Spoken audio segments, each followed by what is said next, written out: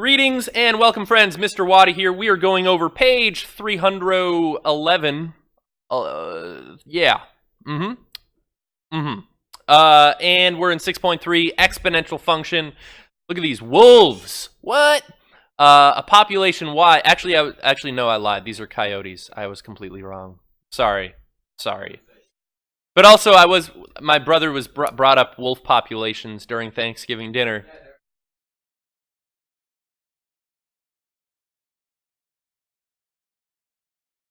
Yeah, overpopulation is an interesting thing and how you manage it. And population growth is exponential, but not 100% of the time. Like, this is exponential growth assumes that there's infinite resources for them to continue eating and space for them to live in.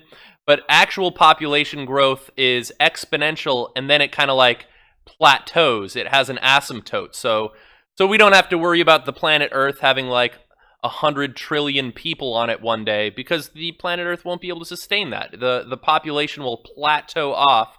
And I believe most population models, I think they're saying around like between 10 and 12 billion people is where it will plateau for humanity. But with respect to population models, as long as we're assuming there's infinite resources, it is exponential, whether it's bacteria or even larger animals. Although with a predator-prey model, I'm just so excited about this, as you can tell. A predator-prey model, imagine there's a population of rabbits and small mammals that does this, okay? And this is the way that the wolf population would, or the coyote population would behave. When the rabbits are high, the wolf population starts to increase, and then as they start to eat rabbits, then it's like, oh no, we're running out of rabbits, and this population will start to decrease. And then the rabbits start populating again, and they're like, ooh, we can eat those. And then like then they're like, oh no, too many wolves and not enough rabbits. And right? Yeah, it does. It's a double helix sort of thing. But predator-prey population models do behave like that. But so far, we have talked nothing about this actual problem. Just all kind of like theory. So anyways, oh, excellent. Yeah, in a biology class or something, that'd be really cool talking about. All right.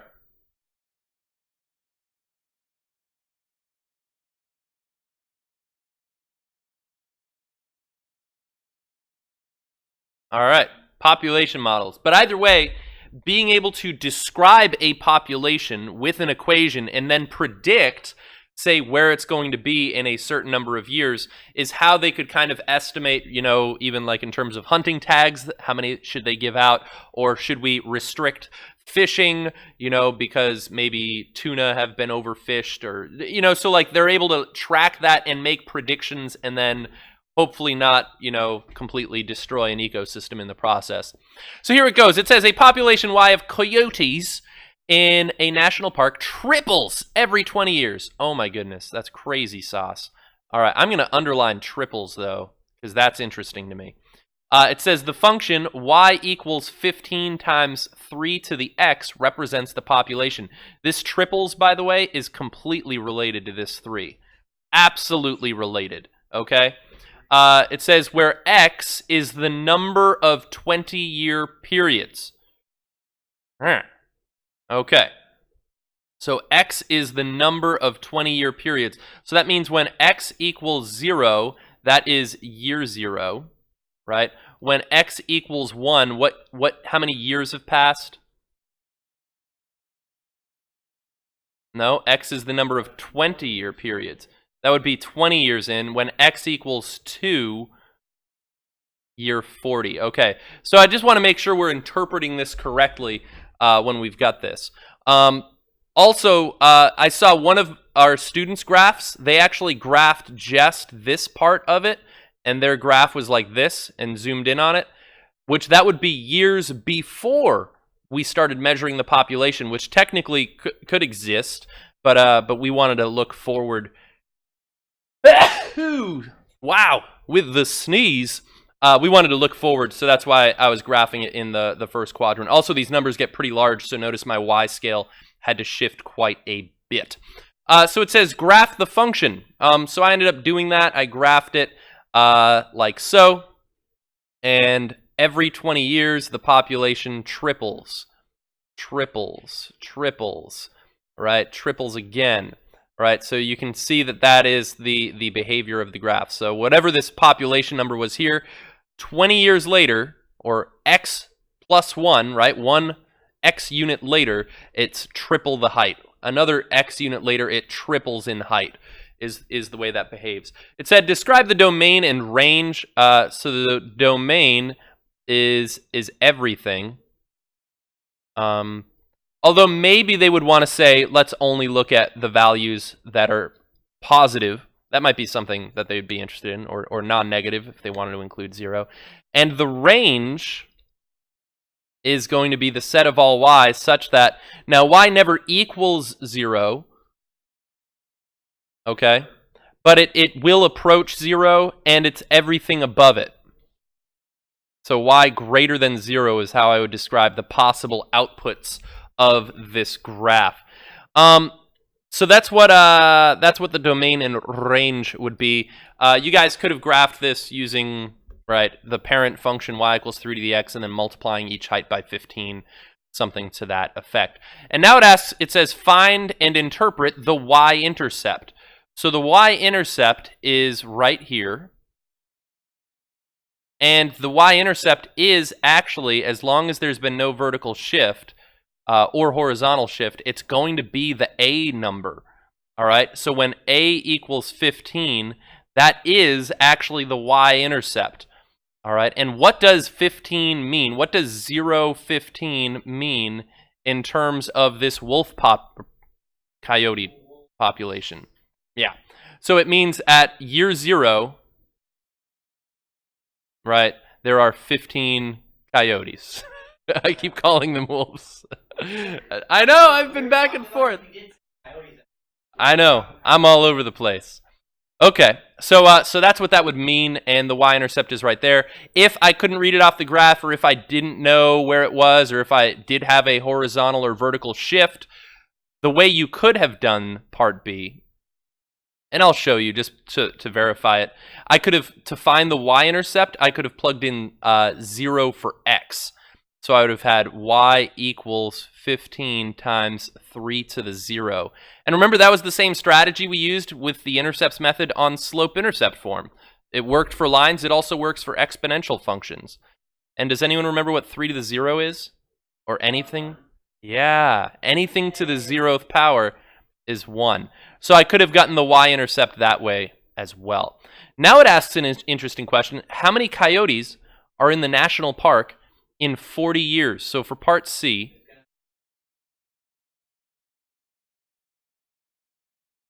well, let's see. In 40 years, what is x equal to? Well, let me ask this question first. What is x equal to for our equation?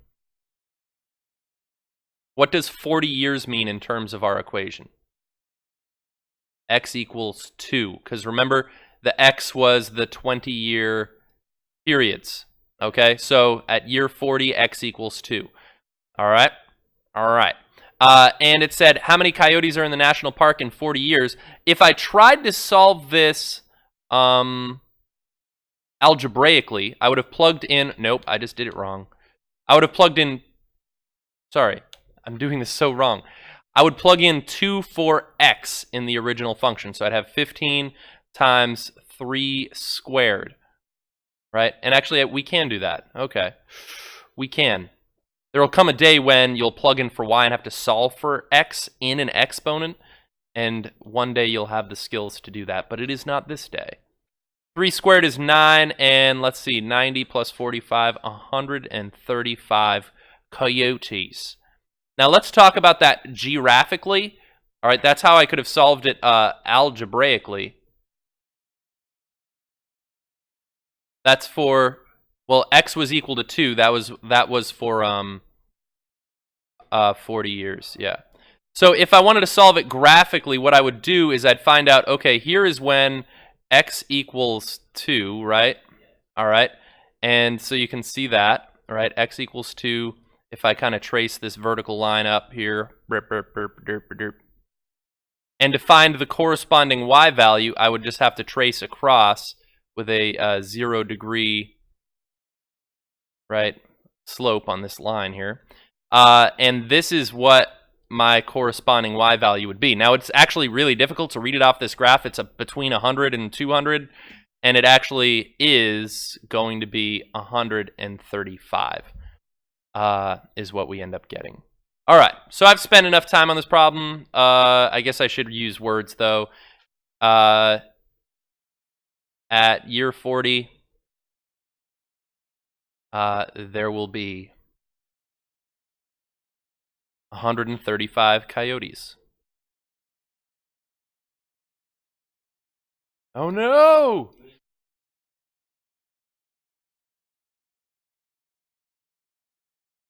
Well, according to this model, if they triple every year. Okay. Oh, no, but it's growing, it's tripling. The year after that, 135 times 3, right? Or the 20 years after that, sorry. 20 years, it triples. My bad. Okay, here's question 48. This one's a tricky one. It says, write an exponential function represented by the table or graph. Okay, so I'm going to have to figure out, okay, first of all, these are set intervals, right? That's +1, +1, +1. I actually don't even need all of these. I just need any 2 points to work with because they already told me it was exponential. So I'm interested in what did I do to go from -50 to -10? More specifically, -50 multiplied by what would equal -10? Plus 40 or minus a -40 would work. But the pattern would break down on this next one. So how could I, in terms of multiplication or division, how could I get from -50 to -10?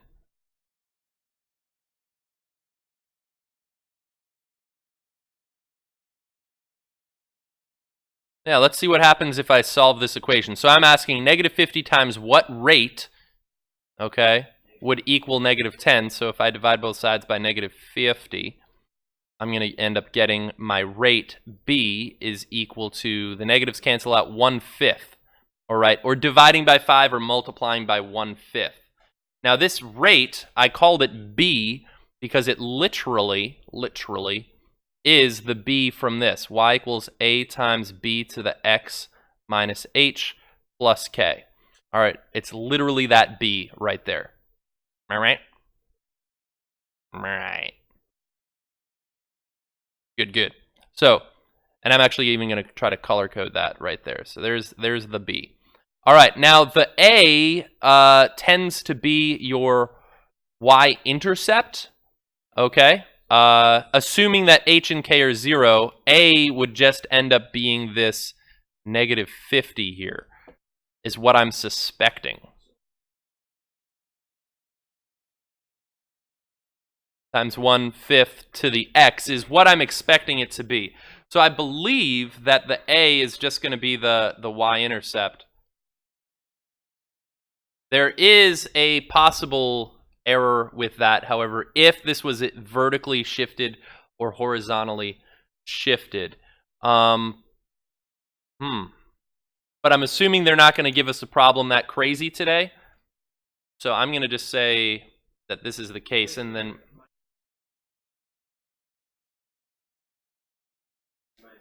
I think we're going to assume these are not here. We're going to assume, based off of the level that we're at, that they're not going to have us solve a crazier system just yet.